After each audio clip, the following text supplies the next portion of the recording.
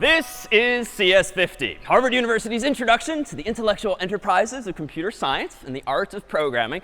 My name is David Malin, and if you are among those in the room who are thinking, why am I in a class of computer science, realize that I, too, felt that exact same way. In fact, my freshman year, I didn't quite get up the nerve to take this class or computer science more generally, and that was largely because I was intimidated by it. I was a little nervous. It felt well out of my comfort zone, and I really didn't know at the end of the day what it actually was. But realize if you too were feeling a little bit of that, or even if you're among those more comfortable who have dabbled in computer science or programming, realize that there's so many blanks that we can fill in along the way, so that ultimately at the end of the semester, everyone will feel themselves on the same page. And until then, rest assured that 68% of the people sitting to your left and to your right and behind and in front have never taken a CS course before, which may very well be the demographic into which you fit. But realize, too, that with such an amazing support structure, with so many office hours and sections and materials and beyond, realize that what's ultimately important in this course is not so much where you end up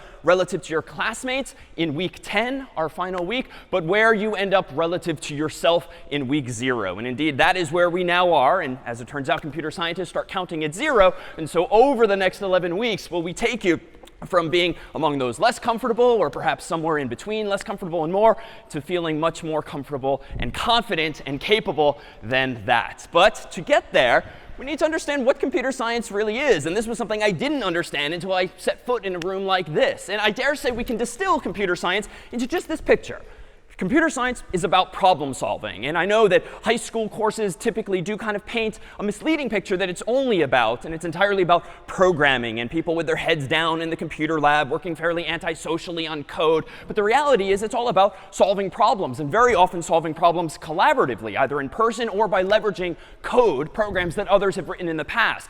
And what does it mean to solve a problem? Well, you need inputs. So there's a problem you're trying to solve. That is the input. And you want output. You want the solution to that problem. And the sort of secret sauce of computer science is going to be everything in this proverbial black box in the middle, that over the next several weeks, will you begin to understand exactly what you can do with that. But in order to start solving problems, we kind of just need to decide as a group like how we're going to represent these problems. And what might a problem be? Well, in this room, there's a whole bunch of people. If we wanted to take attendance or count the number of people in this room, I might need to start keeping track of how many people I see. But how do I represent the number of people I see? Well, I can do it sort of old school, and I can just take out a piece of chalk or whatnot and say, all right, I see 1, 2, 3, 4, 5. I can do little stylistic conventions like that to save space or remind myself 6, 7, 8, 9, 10, and so forth. Or I can, of course, just do that on my own hand. So 1, 2, 3, 4, 5, and so forth. But obviously, how high can I count on just one hand? So 5, you would think, but that's just because we haven't really thought hard enough about this problem. It turns out that with just these 5 fingers, let alone these 5 more, I can actually count rather higher. Because after all, the system I'm using of hash marks on the board, or just now with my fingers, is just kind of keeping my fingers down or putting them up to represent ones, really. But what if I actually took into account the order of my fingers and sort of permuted them, so to speak, so that it's really patterns of fingers that represent the number of people in the room, and not just the mere presence of a finger going up or down? In other words, this can remain 0. This could still be 1. But what if 2 is not just this, the obvious, but what if it's just this? So raising just 1, my second finger. What if then 3 is this? So we have 0, 1, 2, 3. That's going to lead us to 4, somewhat offensively. But if we then jump ahead to 5, I might now permute this finger and this finger up. And if I want to now represent 6, I could do this. And now 7. In other words, I've expressed so many more patterns on my hand already. And if we keep doing this, I think I can actually represent, painfully perhaps, like 32 different patterns, and therefore 32 different people on my hands alone, or 31 people if I start counting at 0. So, but what is that? What's the relationship, and how did we even get here? Well, it turns out that computers are kind of simplistic, much like our hands here. At the end of the day, your computer is plugged into the wall, or it's got a battery, so it's either has or it does not have electricity. At the end of the day, that is the physical resource that drives these things in our phones and all of technology today. So if there's either electricity or not, that kind of maps nicely to no finger or yes finger. And indeed, computers, as you probably know, only speak what language, what alphabet, so to speak? Yeah, binary. Bi meaning 2. And indeed, that refers to the fact that in binary, in computers, you only have 2 digits, 0 and 1. We humans, of course, have 0, 1, 2, 3, 4, 5, 6, 7, 8, 9. And then we can combine those to count even higher. But computers only have 0, 1, and then that's it. Because at the end of the day, there's actually a direct mapping between power being off and it being a 0, or power being on and it being 1, or some electrons or whatever flowing from your battery or from the wall. So this is why computers tend to speak only binary, because at the end of the day, it just maps really cleanly to what it is that's powering them in the first place. But how is this actually useful? If computers only have zeros and ones, how can they do anything useful? Well, think about our human world, where you might have this pattern of symbols. This is decimal, dec meaning 10, because you have 0 through 9. And this is, of course, 123. But why? If you haven't thought about this in quite some time, this is really just a pattern of 3 symbols, 1 and 2 and 3, shapes or glyphs on the screen. But we humans, ever since grade school, have started ascribing meaning to each of these numbers, right? If you think back, this is the ones column, this is the tens column, this is the hundreds column, and so forth. And we could keep going. And so why does this pattern 1, 2, 3 mean 123? Well, it's because all of us sort of intuitively nowadays are just quickly in our head doing 100 times 1 plus 10 times 2 plus 1 times 3, which of course gives us 100 plus 20 plus 3, and then the number we know mathematically as 123. But we're all doing this so quickly, you don't really think about this anymore. Well, computers work fundamentally the same way. They don't have as many digits, 0 through 9, as we do. They only have zeros and ones. And so if they were to store values, you're only going to see zeros and ones on the screen. But those zeros and ones just mean different things. Instead of having a ones place, tens, a hundreds, they're going to have a ones place, a twos place, a fours place, and then 8s and 16 and beyond. Now, why? Well, 1 and 10 and 100, turns out those are powers of 10. 10 to the 0 is technically 1. 10 to the 1 is just 10. 10 to the 2 is 100. And that's why you have ones, tens, hundreds, thousands, and so forth. Computers are apparently using powers of 2. Not surprising, binary 2. So if you only have ones, twos, and fours as your placeholders, if a computer were storing these digits, 0, 0, 0, that computer is presumably storing what number so far as we humans understand it? Well, that's how a computer would store 0. If a computer is storing literally 0, 0, 0, just like in our human world, that also is 0. But that's technically because it's 4 times 0 plus 2 times 0 plus 1 times 0, which is obviously 0. Meanwhile, if a computer is actually storing not just, say, 0, 0, 0, but instead is storing this value in binary, what does that map to in decimal? So that's 1. And now why, if we change this 0 and 1 to this value here, is this 2? Well, mathematically for the exact same reasons. And so earlier I had 5 fingers, but if you consider just my first 3, when I did this, holding up one finger, I was representing 2. And if I want to represent 3, recall that I put up this second finger. And so the reason that could nicely represent 3 is because all I was doing with my human hand was counting in binary. And I could keep counting more and more and more. And so if I have 5 fingers, or 5 bits, bit meaning binary digit, I could count up, it turns out if we do the math, as high as 31 by starting to 0. It's going to be hard to physically do that, but we could. So why is this useful? Well, at the end of the day, a computer, therefore, can represent any number of values, from 0 to 1 to 2 to 3 to some number much, much, much higher than that. All it needs is enough bits, enough zeros and ones. Well, what are those bits? Well, all of us have these days in our phones sources of light, for instance. So I could actually say that this physical device right now might be a little hard to tell. It does have a flashlight, and it's technically off at the moment. But if I turn this flashlight on, thereby using some of the electricity, then now I'm storing a 1. And so the phone is on. Now it's off. Now it's on. And if I see, can I borrow someone's phone real quick? May I? OK. And flashlight. How do I turn on the flashlight? Oh, shake it. That's OK. OK, thank you. That's OK. Oh, thank you. OK. So this is great. Now I can count higher. So now now this represents the number what? If I have 2 light bulbs or 2 switches on at the moment. Yeah, 3, because I have a 1, and I have a 2, which of course is going to end up equaling 3. And if I pick up a third phone somehow, I could count even higher. Technically, if I had 3 light bulbs on, 1, 1, 1, what would that value be?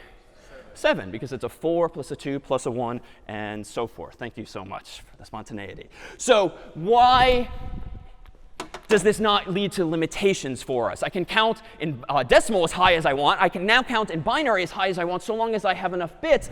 But how do I actually represent other information? Well, if I want to represent something like a letter, how do I get there? If computers only have electricity in them, and they use binary to count, and yet somehow they're much more useful than just doing math. They can have text messages and emails and websites and videos and more. How do we get from zeros and ones to letters? Well, yeah. Sorry, a little louder?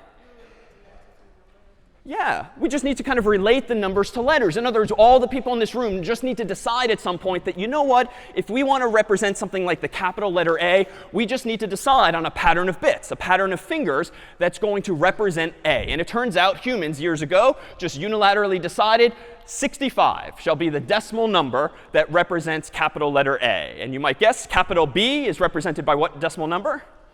66, and then C is 67, and so forth. And there's a mapping of like 128 or even 256 possible values for all the keys you might see on a typical keyboard in order to represent letters. Now, how does a computer distinguish, though, numbers from letters? Well, it just depends on the context. If you're using like a calculator program on your Mac or PC or iPhone or Android, well, the computer, the device, is just going to know contextually, let me interpret this pattern of zeros and ones as actual numbers to do math. But if you're using the SMS app or the Messages app on your phone, you're going to actually be in the context of text. And so your phone is going to interpret that same pattern of zeros and ones, or light bulbs being off, or at the end of the day, transistors, tiny pieces of hardware in computers that are either on or off. It's going to interpret those patterns as just representing a letter if you're in the context of a text messaging application or Microsoft Word or Google Docs or the like. It completely depends on context. The system we humans came up with, just called ASCII, American Standard Code for Information Interchange. The name isn't interesting, but the fact that we all agreed years ago that 65 is A and so forth is what's important. And so, for instance, if we look at this mapping here of just the first few letters, what does this mean? If I were to now get a text message, and I had the ability somehow to look underneath the hood, so to speak, at the pattern of zeros and ones that someone had just texted me. And that pattern, if I convert it to decimal, technically said, let's say, 72 and 73. So I get a whole bunch of zeros and ones. I do some math, and I realize, OK, I just received 72 and 73. But this is texting, and so it's not just numbers my friend is sending me. It's a message. What message did my friend likely send me if he or she sent 72 and then 73? Yeah, hi, HI, because if you skim ahead at the right there, that just happens to be in ASCII, the mapping between 72 and 73 to H and I. If technically the message had a third byte, if you will, a byte, if you've ever wondered, it's just 8 bits. It's convenient to talk not in terms of single bits, where you can't count very high, but with a byte or 8 bits, you can count higher. And so it turns out if I received a third byte, another sequence of 8 zeros and ones together, 33, how would we know what this message now is? Yeah, so it turns out you would not know this other than by guessing or Googling or just coming in with this knowledge. This is now hi with an exclamation point, because 33 just so happens, if you look it up, to map to an exclamation point as well. Now, if we actually looked at the binary of this, you would actually see this pattern of zeros and ones. This is how you represent 72 in binary. This is how you represent 73. And this is how you represent 33. And notice I've only used 1, 2, 3, 4, 5, 6 bits, even though I technically tend to receive things in units of 8, units of bytes. But why did I not bother writing another 0, 0 here and another 0 here? Does it matter when you write these things out? No, not really. Like in English, in our human world, if you were to write 1, 2, 3, that's 123. If you were to write 0, 1, 2, 3, that's still 123. So even though we tend to get them in clusters of 8, we don't necessarily need to write those when just talking about them. So what have we done? Well, let me introduce a fancier word now known as abstraction. Abstraction is just a term generally used in computer science, and we'll soon see in programming, for taking some low-level, like literally low-level implementation details, like minutia even, and understanding them at some point, but then deciding this is not a useful level conceptually to think about problems. I really don't want to solve problems in this world thinking in zeros and ones. I'd much rather think about things minimally in decimal, or better yet, in the context of letters if I'm actually receiving text, or even some other representation. So abstraction is about taking fairly low-level details and just simplifying them so that we can have a more useful conversation and never again worry about where where the electricity is coming from, we can just stipulate my computer can represent zeros and ones, therefore it can represent numbers, therefore it can also represent ASCII or letters, and we can kind of move on and start solving more interesting problems. But it would seem that we can't solve all problems because on my keyboard here, this American keyboard here, there's a whole bunch of symbols, like 100 or 2 maybe in total, if we actually hit Shift and Option and all that. But what you don't see are some pretty common characters, especially in a very international audience. What can I apparently not even type on this keyboard? What kinds of symbols? Yeah? Anything with an accent, if you have accents over vowels or other letters. What else? I'm sorry? Umlauts or other characters above letters? Yeah. Pound, like pound symbol? Oh, like the UK pound symbol? Sure, in other countries too. Any number of Asian languages. There's so many symbols that are not depicted on this keyboard. And yet somehow, all of us with international keyboards or phones can surely express themselves. But that's because phones and computers these days don't just use ASCII. ASCII literally use just 8 bits total. Technically 7, but then ultimately really 8. And with 8 bits, if you actually do the math, if you have 8 bits or 8 fingers, you can only permute them in 256 total possible ways, which is to say that you can only represent 256 characters using ASCII with numbers underneath the hood, and that's not enough to represent so many different symbols like those enumerated here. You can't represent any of the accents that you can nonetheless type on your Macs and PCs, and you certainly can't type these things, which are very much in vogue, which even though they're pictures, they're actually just characters. Because it turns out some years ago, the world decided 8 bits is not enough. Let's start using something called Unicode, where you actually use 1 or 2 or 3 or even 4 bytes. So 8 bits or 16 bits, 24 bits, or even 32 bits to represent characters. And now we have the ability to represent thousands or even millions of characters. And frankly, dare say, the result of that huge amount of availability is partly why there are so many of these things these days. And they just keep making more because there's just so many different numbers available to us. So Unicode is often a specific version of it called UTF-8, which we'll see before long. But let me ask this question here. This is a crying face with joy, I think this is called. So it turns out, according to Apple or iOS, this is the most popular emoji that at least iPhone people are sending to each other. So when you're receiving this, though, if we can really take the fun out of this, what pattern of bits are you actually receiving from your friend?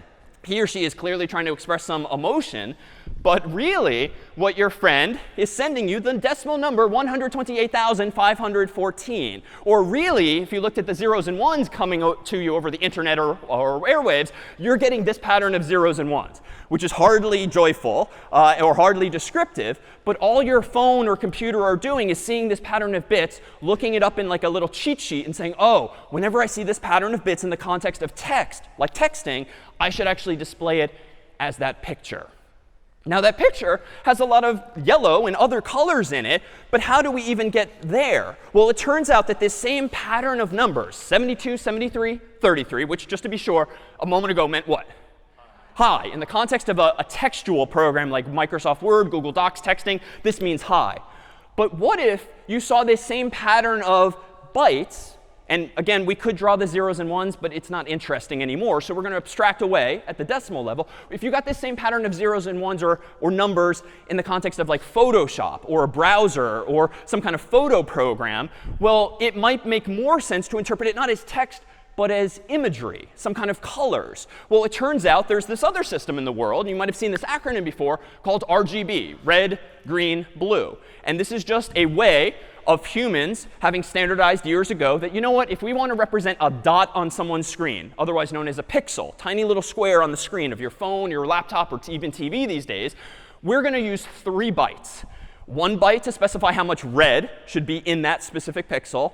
1 more byte to specify how much green should be combined with red to form that pixel. And then 1 more byte, a third, to represent how much blue to combine with those other 2 colors to make a new color altogether. So it's kind of like combining paints, except in this case, it's more really waves of light in order to get a specific color using just red, green, and blue as your palette. And so if we were to see this red, green, blue pattern and say, you know what, give me 72 red, 73 of green, and 33 of blue, if the total possible range, as I alluded to earlier, is like 0 to 256, or technically 0 to 255 if you start counting in computer science like from 0. This is like a medium amount of red, medium amount of green, and just a little bit of blue if the range goes from 0 to 255. So if you combine these three things together, anyone know what color you get?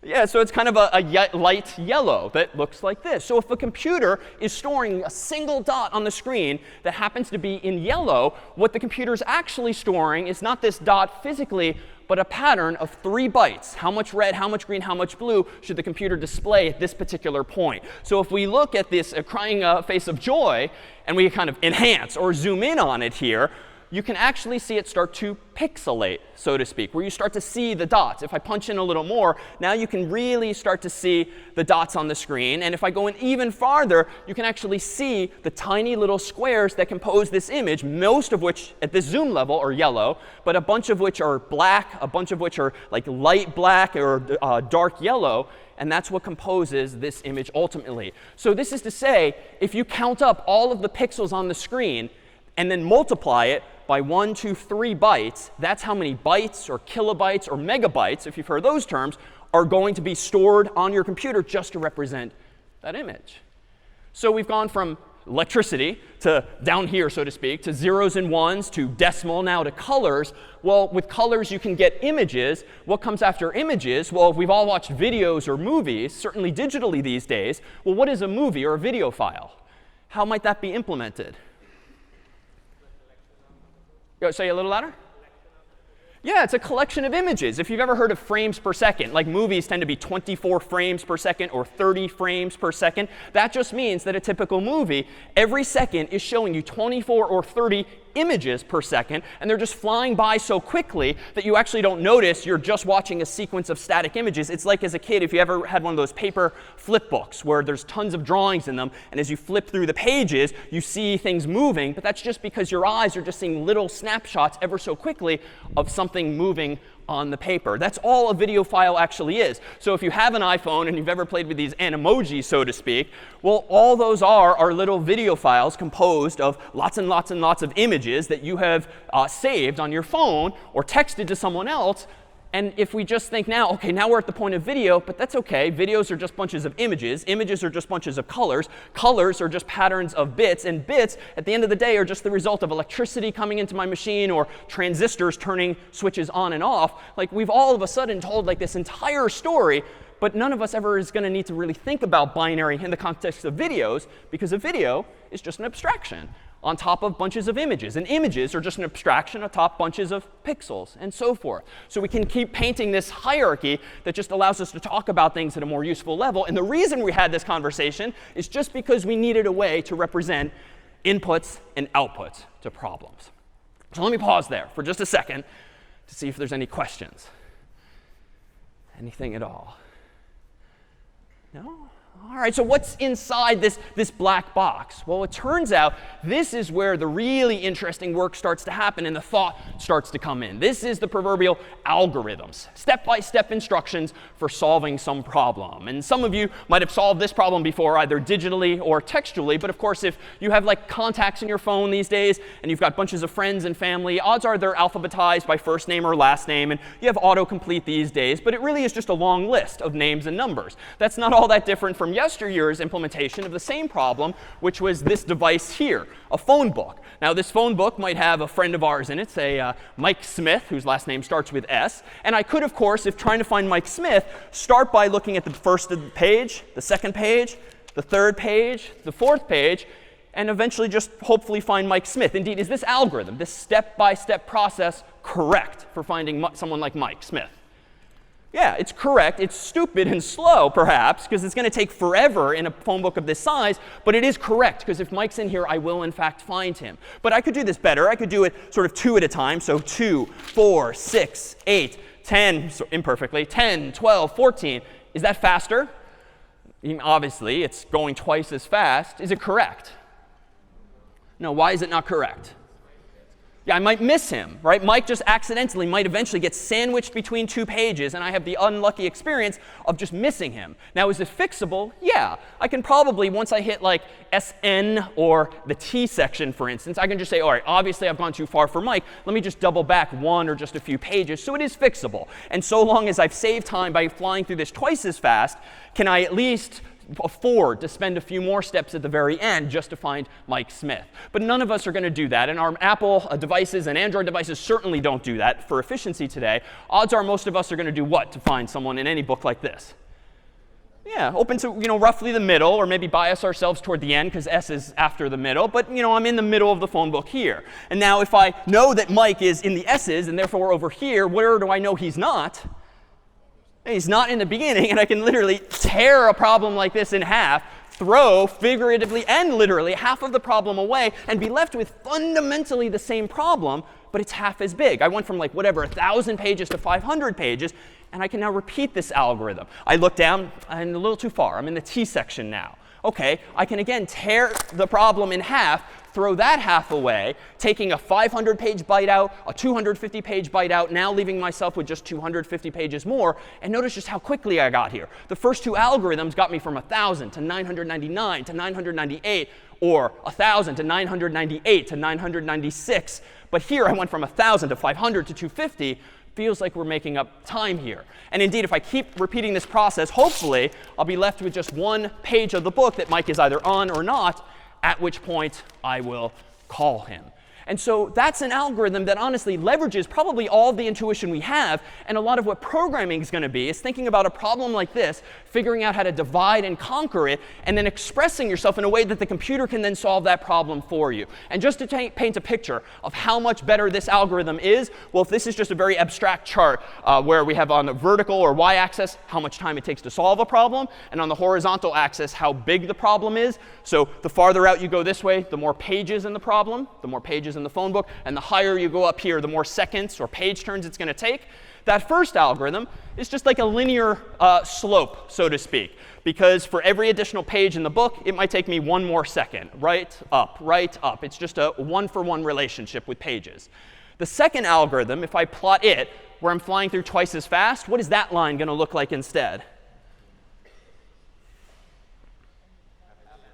Yeah, it's going to look lower than this one. It's still going to be a straight line because now there's a 2-to-1 relationship. But if you've got a phone book that's got this many pages, and in the first algorithm it took this long here, well, in the second algorithm it will take half as many steps, plus or minus 1 or 2 if you need to actually double back a little bit. But that third algorithm is what we'll call logarithmic. If n is the number of pages in the phone book, the first algorithm in the very worst case might take all n pages to find Mike Smith. The second algorithm is going to take half as many steps because I'm flying through it 2 at a time. But the third algorithm is going to look and feel like this. It's going to be curved and ever so slowly rising and rising and rising. The implication of which is if Verizon or the phone company doubles the number of pages in the phone book next year because Cambridge and Somerville merged together in the phone book, and we now have 2,000 pages. Well, how many more steps does my third algorithm take?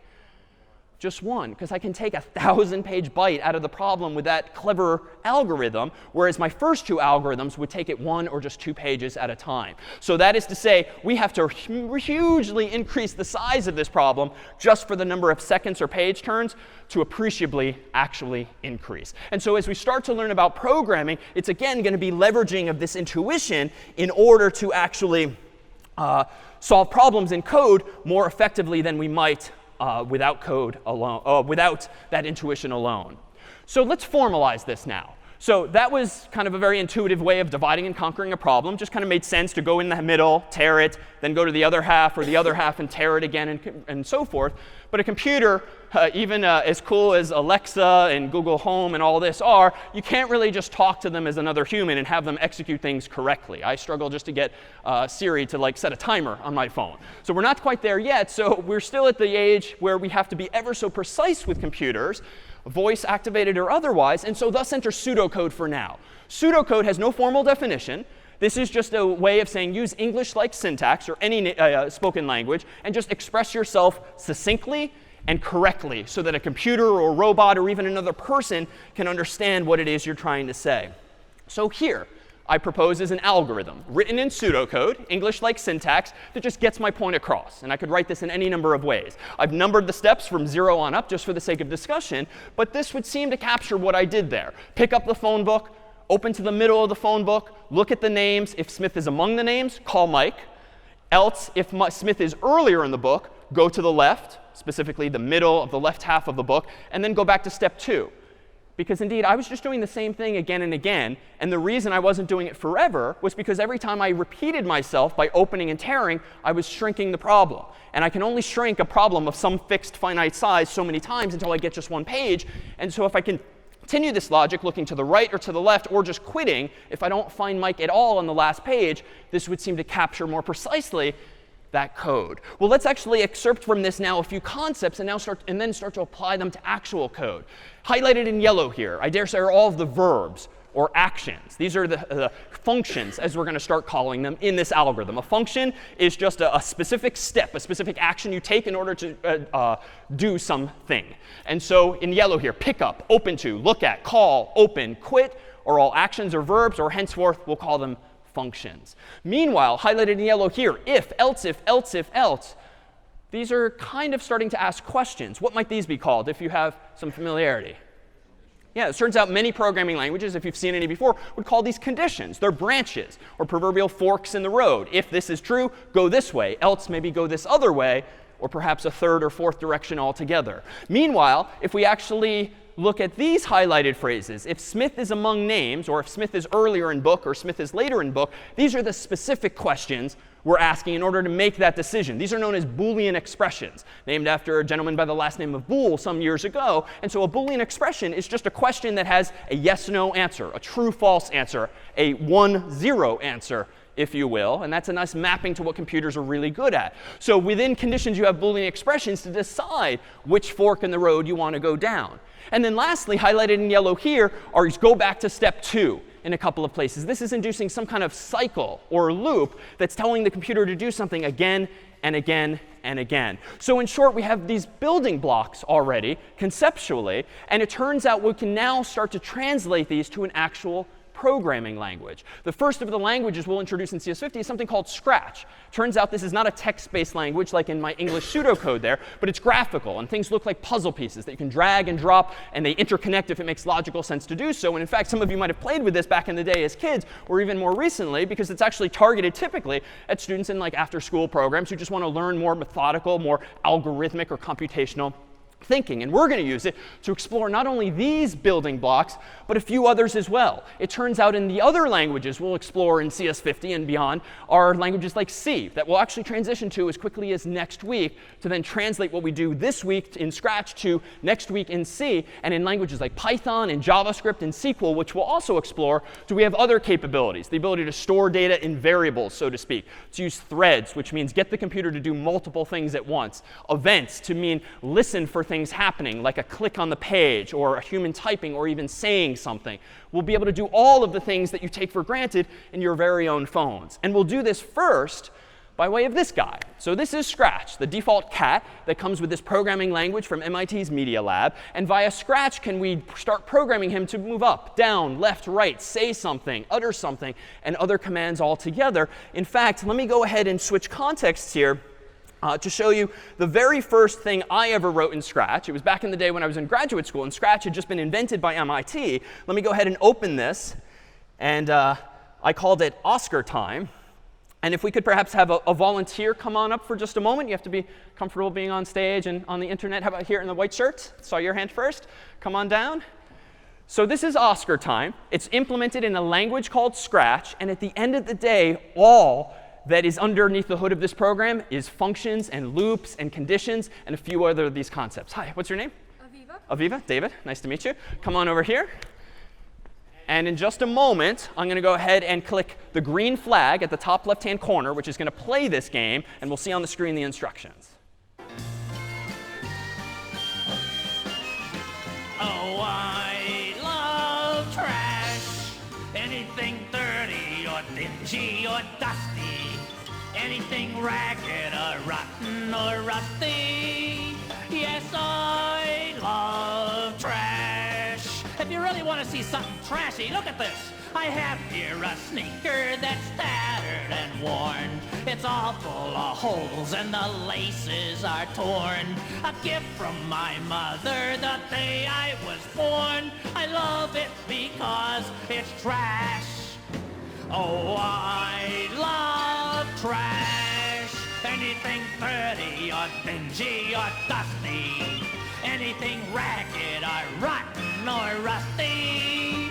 Yes, I love trash. Here's some more rotten stuff.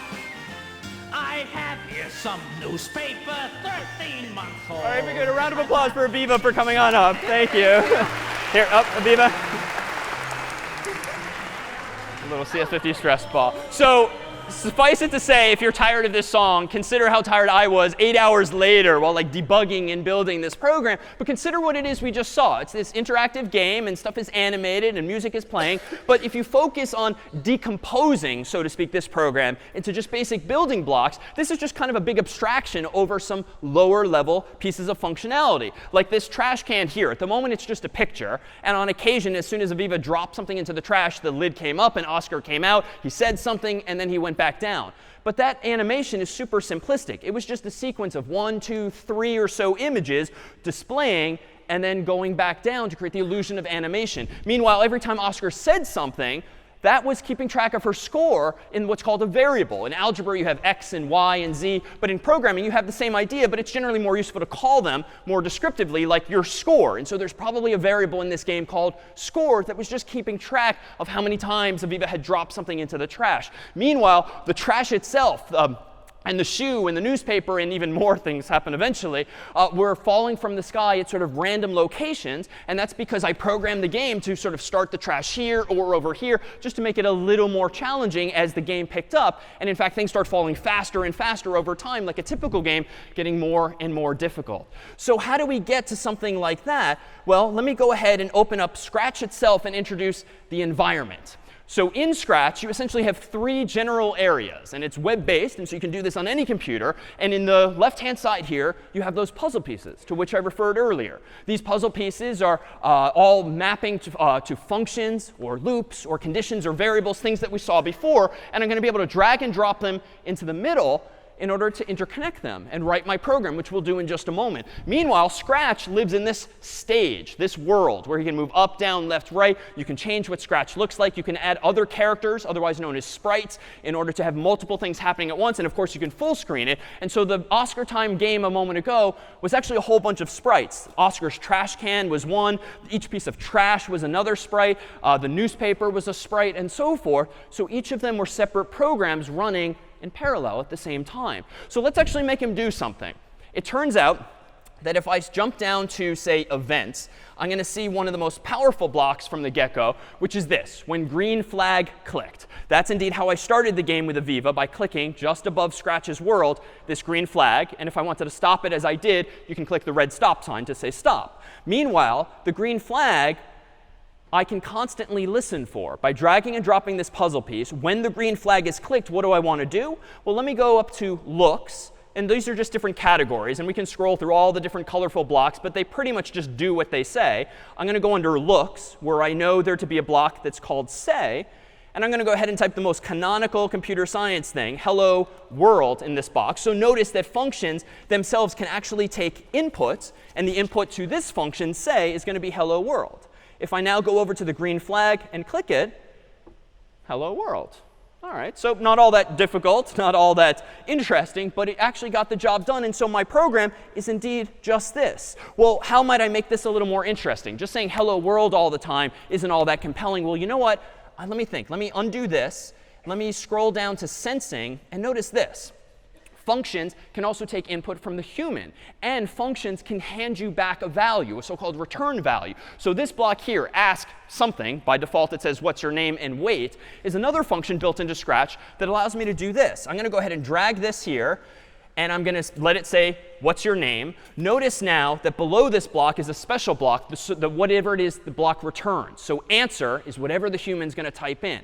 And if I want to now say what the human typed in, let me go again to looks, go to say, and notice that these blocks are kind of magnetic. They want to snap together, so I'm going to go ahead and let go there. And if I go back to sensing and grab answer, notice that even though it's not quite the same size, it's going to grow to fill. And now I can have my program ask the user what his or her name is, and then say whatever that answer is. So let me go ahead and stop and click play again. Notice it's asking me for my name, so let me go ahead and type in David, enter. OK, it's a little weird way to greet someone, David. So it'd be nice to clean that up a bit. So you know what? I know this only from having poked around before. Not all of this is obvious at first glance, but it turns out that under operators, the category, there's this thing here, join, apple, and banana, which are just default values. You can change them. Because what do I want to do? I want to say hello, David, or whoever. So I kind of want to say hello, comma, and then David, whatever the human typed in. And that's what join lets you do. It lets you join or concatenate two phrases that are somehow provided by you or the user. So let me pull this out, the answer. Let me go ahead and grab the join block. Notice it, too, is going to grow to fill. Let me go ahead and say hello, comma, space, and now drag answer into there. And notice this nesting, just like in math, this nesting of functions. I can first join hello and answer by taking those two things as input, and then pass them to say as another input, because these things are layered on top. And so now if I stop this and play it again and say David, hello, David, now we have the makings of a more interesting interactive program that isn't just hard-coded. Of course, it's not nearly as audible as something like Oscar time a moment ago. So let me go ahead and do this. Let me start over altogether and treat Scratch like the cat he is, and just start the sound called meow. So it turns out there's a category of blocks called sound. And within sound, there's play some default sounds. So start sound meow. And now things will get a little cuter. Aw. And now if I, again. And I can kind of simulate a cat by standing here for a while and keep clicking this button. But you know what? Let me make him meow a few times, because that's more realistic. So let me grab a second one and a third one, and you get this infinite supply of blocks. Let me hit play. Seems like a bug. Let's try again. Play.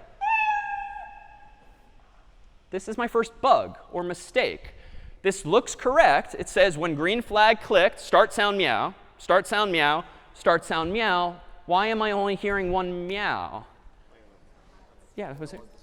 Yeah, they're kind of at the same time or so close to the same time that the sounds are kind of tripping over each other and just overlapping, right? The block literally says start sound meow. But computers are really fast. If you've heard of the expression like gigahertz, that's a unit of measure. And if your computer has a 1 gigahertz CPU, central processing unit, or brain, that means it can literally do like 1 billion things per second. It can certainly start 3 sounds super fast. And if they're effectively all happening one after the other, before the sound even finishes, you're just hearing one net effect. So how can we fix this? Well, I can actually go and fix this with this block here. Play sound meow until done. Play sound meow until done. Play sound meow until done. And now, OK, it's a little unhappy, this particular cat, but at least it's now more correct. And as it turns out, if I go to control, you know what? There's this block here. Wait some number of seconds. I can go ahead and insert this here. Let me do another one here. And now hit play. Yeah, it's not bad. It's now sounds a little more realistic. But honestly, if I keep doing this, or you can actually right-click or control-click on blocks, duplicate them, and just copy and paste even more if you want them. So if I were to do this, now it's just going to go 6 times. And then I could copy it again and go 12 times. But there's got to be a better way, right? This is now bad programming. This is bad design, because I'm literally copying and pasting, albeit graphically. But we've already seen a building block that with which we can design this program better. It's correct, but it's not well designed. What would the building block be that I need to make this a little cleaner? OK, a for loop don't quite exist in Scratch, but a loop fundamentally do something cyclically. And indeed, if I go under control and start poking around, you'll notice that there's a few blocks that might apply here. There's the repeat block some number of times, or the forever block, both of which sound like loops or cycles. So sure enough, let me go ahead here, and I can throw away blocks by just dragging them to the left. Let me pull this out for a second, and then just say forever, play this sound, and then wait 1 second. So now my program looks like this.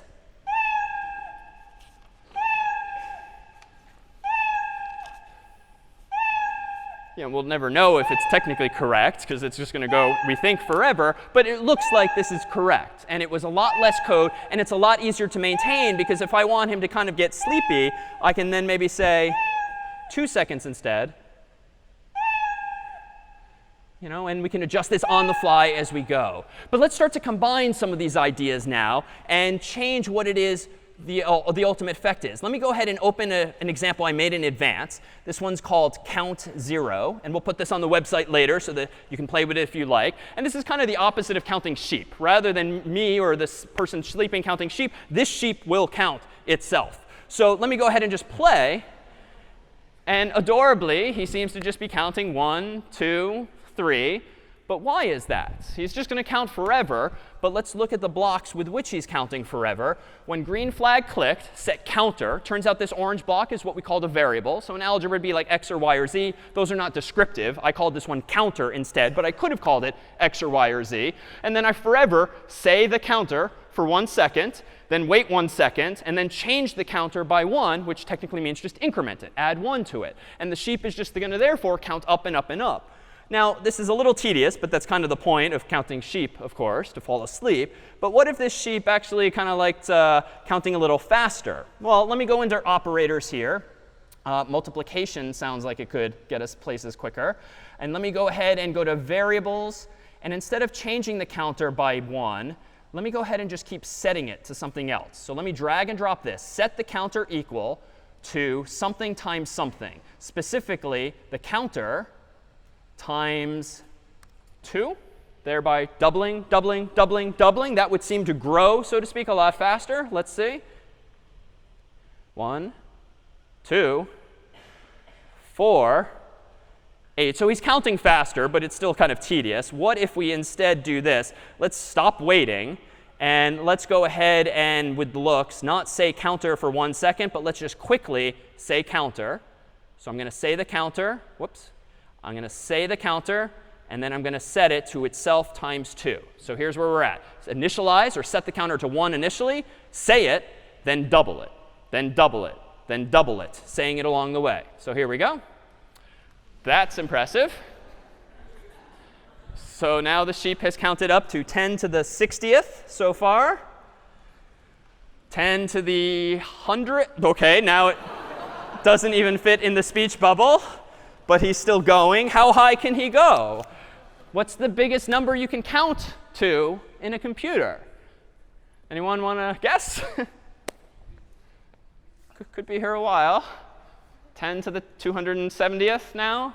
How high can you count? Or rather, OK, so we gave up and just called it infinity. So it turns out infinity does have a precise value, 10 to the 250th or so. But what happens here? Well, because computers at the end of the day are just storing information digitally, but that information digitally has to be physically stored using electricity, using these lower level switches called transistors. At the end of the day, my phone, my laptop, whatever device in question only has a finite amount of those things. I only have a finite number of fingers. Using unary, my old school hash mark approach, I can count to 5 on this hand. Using binary, I claimed I could count to 31 on this hand, but it's still finite. I cannot count to infinity on this hand because I only have 5 fingers. Similarly, does a computer only have so many transistors or so many bytes or bits of memory? And at some point, the programmer has to think about what is he or she going to do when the user wants to count so high that you can't physically fit it anymore.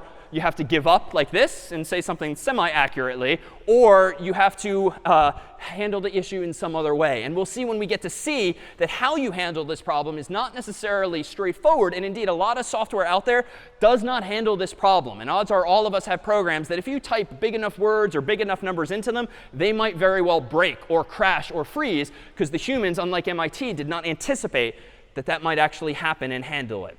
Well, let me go ahead and do this. Let me open up this program and see if we can't read the code now. This is called pet0. And this is a program that simulates petting. So if I click play and don't touch the keyboard, nothing seems to be happening. But if I now move my cursor over to the cat, oh, it's kind of cute. Right now it's more only meowing on demand when you pet the cat. Why? Well, notice I've added some other building blocks. We haven't used this one before, but it intuitively probably makes pretty clear sense. When the green flag is clicked, forever do the following. If the cat is touching the mouse pointer. This thing in blue is what we called earlier a Boolean expression. It has a yes, no, a true, false, a 1, 0 answer.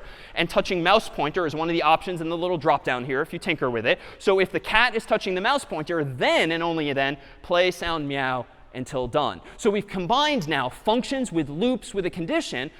But why the loop? The cat's only meowing once when I pet him. Why am I doing anything forever here? Someone, yeah.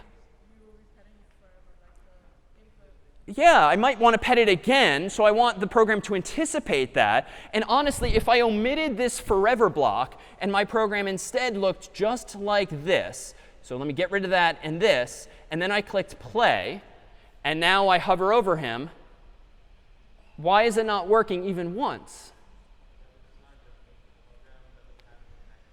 Say again?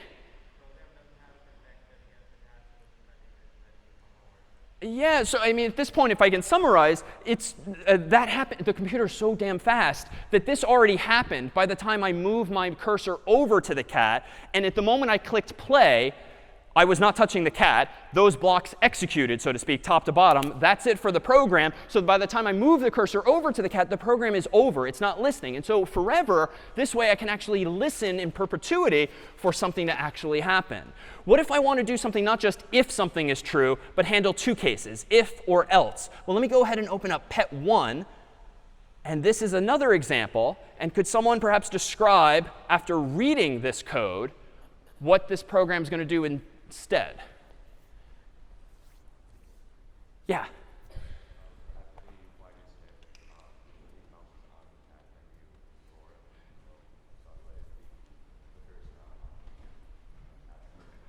Exactly. And let me summarize more verbally. So if this time you're touching the cat, it's going to roar instead. Else, it's just going to meow sweetly. So this time it is meowing perpetually, once every second. But if you touch this particular cat, he doesn't like it. So play meow, meow, and now don't touch the cat. So now we might interact in two different ways by having two different roads that you can go down. Well, let's actually make something a little more interactive. Let me go ahead and open another example, this one called bounce 0, because now we can start to see some design elements from what Oscar time was. Like this now is getting a little interesting. What is actually going on here? So let me zoom in on the blocks here.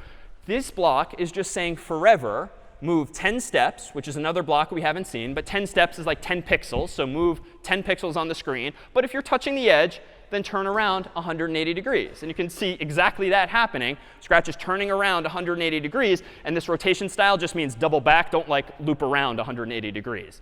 So that's kind of cool. But this is not how humans or cats walk. Like, what is obviously unnatural about this? Yeah, I mean, I can't even simulate it, right? Like his feet are in static position, and yet sliding back and forth on the screen. And yet that is not what walking is. Like walking presumably has some kind of movement. And what? Well, we could just kind of simulate it like, OK, I could just walk. Walking. And you can imagine taking like really quick photographs of my legs or the cat's leg moving, and then just deciding this photo will be representative of one step, this photo will be representative of another. And you know, with just two of those steps, I'd wager we could actually do a pretty good job of simulating what walking looks like. In fact, if I go back to where we began, this picture of Scratch, what if I just move his legs ever so slightly? Then go back, then go forward. And even just in my PDF, I can simulate animation by hitting up arrow, down arrow, because it kind of looks like he's walking now, when really your human eyes are just seeing two different pictures again and again. So how can I do this? Well, if I go back to Scratch, he's still walking. Let me go ahead and open up bounce 1, the second version of this, and now do this. OK. So how did I add this? There's a little purple block that we haven't seen yet, but if you poke around the categories, you'll see other blocks like this. Next costume, that just keeps changing the costume that he's wearing. It turns out Scratch exists as a picture, and his default picture is him not moving. But if I go up here to top left and click costumes, you can actually see that here's his one costume, here's his second costume. And so that purple block that says next costume, because it's in the forever loop, it just keeps doing next, next, next, next, next, just showing one costume or the other. They're clearly mimicking walking. Now, this is not very natural. Why don't we slow him down to, say, 5 steps at a time and have him go again? No, this is still going pretty fast. Let me go ahead and say we could have we could have him wait a second after moving, very dramatically. We should probably speed this up. So let's wait 1/10 of a second, 0.1. Or maybe that's even, let's do 0.01, 100th of a second. Now it's getting a little more realistic. But this is what animation is. If you've ever watched a cartoon or a movie based on pictures like this, you're just tinkering with some of these parameters, these inputs, in order to produce this output by understanding what the fundamental representation of these things is, which in this case are just pictures, again and again and again, in order to create that animation. But what about interactivity?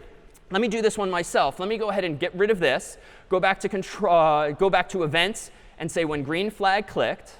Then let me go ahead and grab a forever block so that this keeps going again and again. And then let me go ahead to go to motion. It turns out that under motion, there's this block we haven't seen, point towards the mouse pointer. And let me go ahead and pull this in here. And then let me have it move just like 1 step at a time instead of 10. What is this going to do? What's this program do? Yeah, say again? Follow the mouse. Yeah, this is kind of like a way of taking your cat for a walk. Perhaps not quite the animal we intended, but he'll follow the cursor. And I can actually speed this up a little bit. So let's have him move 10 steps. OK, now, there we go.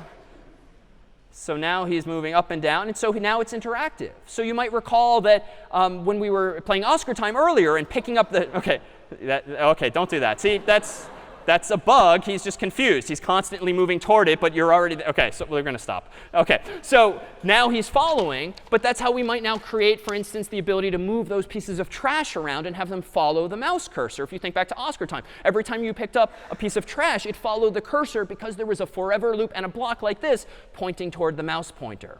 Well, now let's integrate multiple ideas and actually have multiple scripts. I proposed earlier that programs can actually have multiple threads. A thread is just a fancy way of saying, in our context, multiple scripts in one program that are happening essentially in parallel. A computer can effectively do multiple things at a time thanks to threading, and more on that down the road. So these are more involved, but let's see if we can, let's understand first what this program does. Let me go ahead and hit play, and this one tends to be a little loud.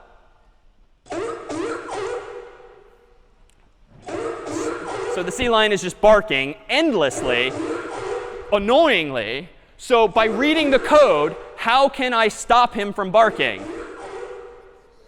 Hit the space bar. All right, so hit the space bar. OK, I could just stop the program, obviously, but this program's still running technically. But why did that work? Well, notice this on the left-hand side is the first script. When the green flag is clicked, set this variable that I called muted to false. Could have called it x or y or z or counter, but none of those really make sense, so I called it muted. And I set it equal to false, which is, again, a Boolean value. True or false just mean yes or no. Forever, if the key space is pressed, then do this. If muted is currently false, then change muted to true. Else, change muted to false. So if muted is false, change it to true. If muted is true, change it to false. Anytime the human hits the space bar, update that variable. Now if we look at the other script, which is also driving the sea lion, what is he doing? Forever, if muted is false, so if he's not muted, if muted is false means not muted, start the sound sea lion and then think hi, hi, hi for 2 seconds, and then wait for 1 more second. And then just repeat, repeat, repeat. But if I change with the spacebar muted to true, he's going to say if muted equals false, that's not so. I'm not going to play a sound this time. And so now we have the ability to integrate multiple scripts together in order to achieve a more interactive result. And what about this? Back in when I was a kid, might have played over in the summers like Marco Polo. Super simple game where we played it in the pool for some reason, where one person in the pool very safely is blindfolded, and then he or she yells Marco, and then everyone around him or her is supposed to yell Polo, and then the person who's blindfolded is supposed to go chase the other kids in the pool and tag them, and then they become it. But in other words, it's this like signaling mechanism. Someone yells Marco, and everyone else responds to that broadcast of the word Marco.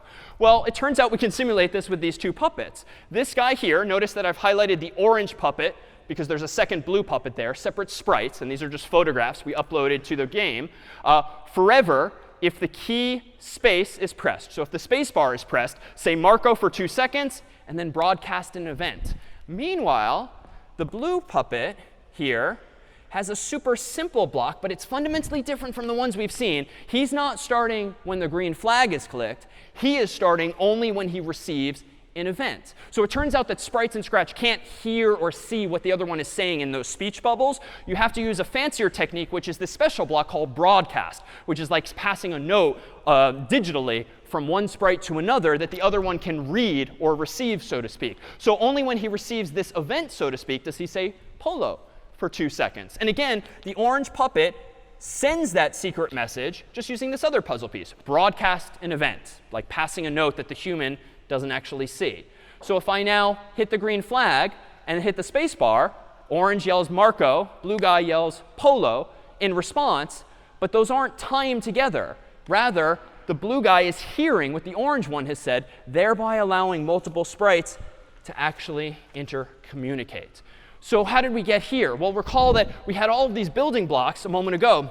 First, we started out with just functions and conditions and Boolean expressions and loops. We've now added to that the ability to store information in variables and threads to do multiple things at once. And then if you do have multiple things happening, events where they can intercommunicate somehow. Yet another building block. So if we now take a step back and consider how we can make functions of our own, we have the final piece of the puzzle, so to speak. Let me go ahead and do this. Let me go ahead and create a simple program with when green flag clicked that simply simulates coughing for a cat. So this cat is going to say not hello, but cough for 1 second. And then he's going to go ahead and wait for 1 second. And then I'm going to go ahead and copy paste as I did before. This is one of those do as I say, not as I do, to implement this program here where he coughs 3 times. We already know, though, from earlier that this is not good design. Why? You're repeating yourself. Don't repeat yourself. DRY is an acronym, actually. Don't repeat yourself because you're doing 3 times as many times that something that you only really need to do once. The solution before, of course, was just use a loop of some sort. So let me actually take that out.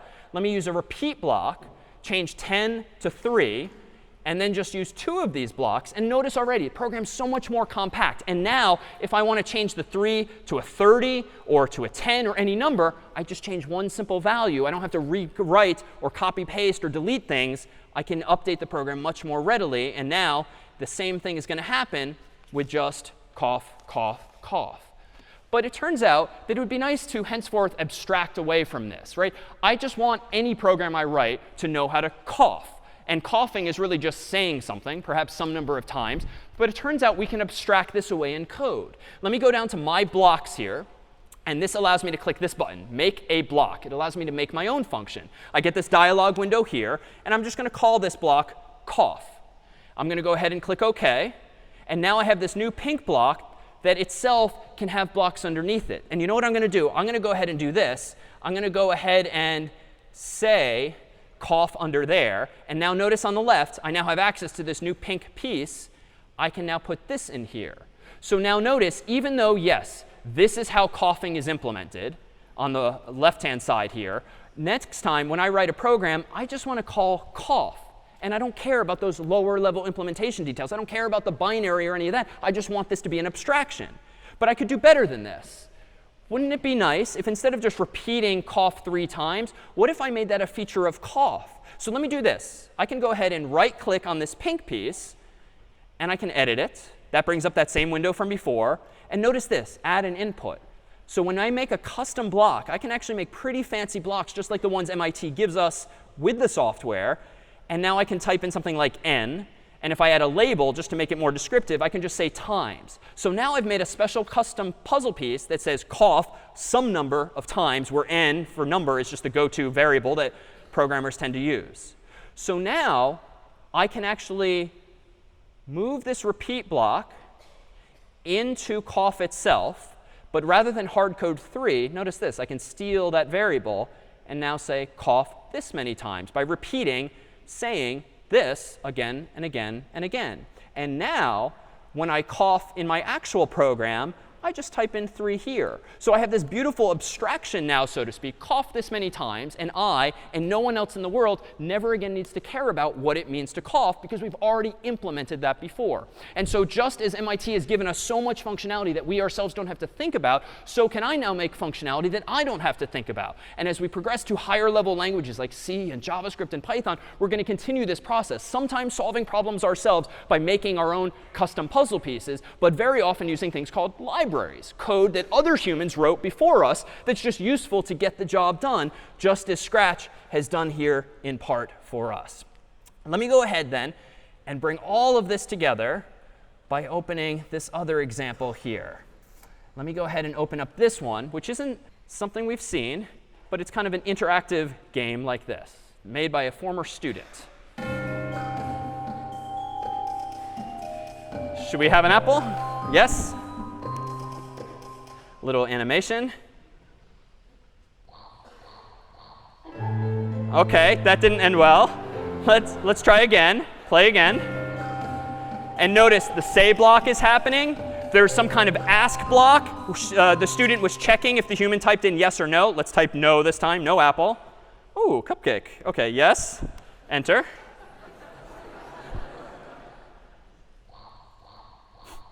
OK, don't do that. One more life. Here we go. OK, no apple. No cupcake.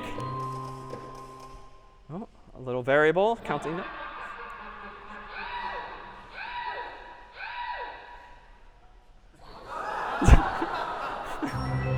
OK, so I won the game.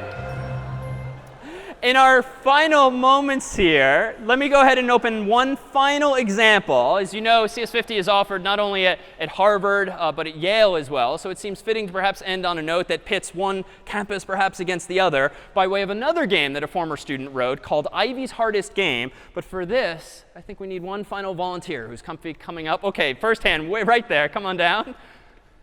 So in Ivy's Hardest Game, it's a game played with the keyboard. And even though it might look a little overwhelming at first glance, just like Oscar Time did, and heck, just like the gingerbread animation might, realize that if you decompose it in just your mind's eye, thinking about what those individual building blocks are, you can probably guess what the puzzle pieces are. Hi, what's your name? Hi, I'm Andrea. Andrea, David, nice to meet you.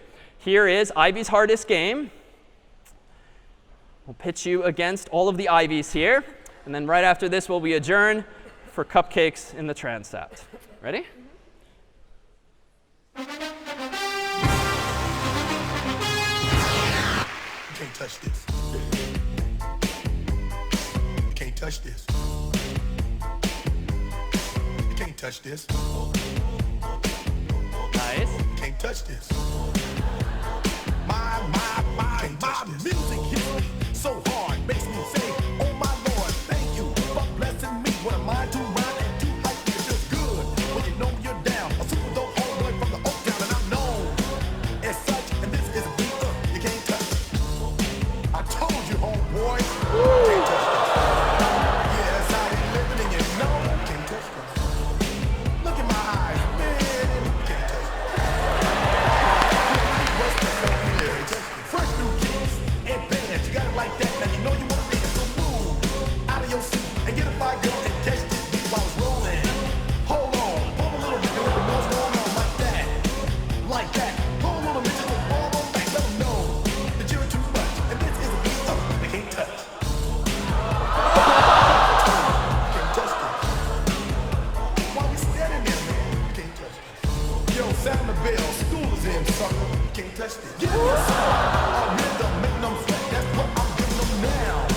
They know. You talk about the hammer, you talking about a show that's hot and tight. Singles are sweating so fast on the whiteboard tape. To learn what's gonna take in the night to burn the charts. Second to last level. You work hard or you might as well quit. That's the word, because you know you can't touch this. You can't touch this.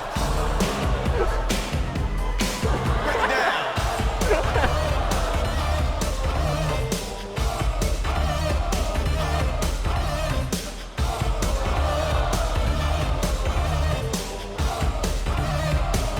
Stop.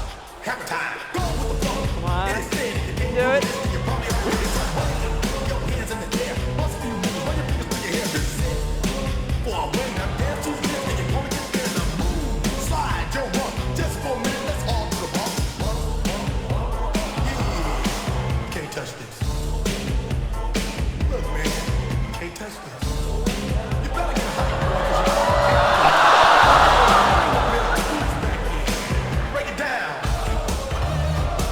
for 2 ice more?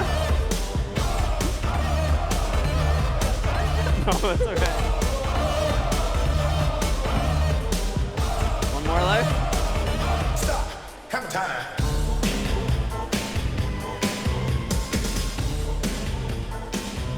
All right, a round of applause for Andrea if we could.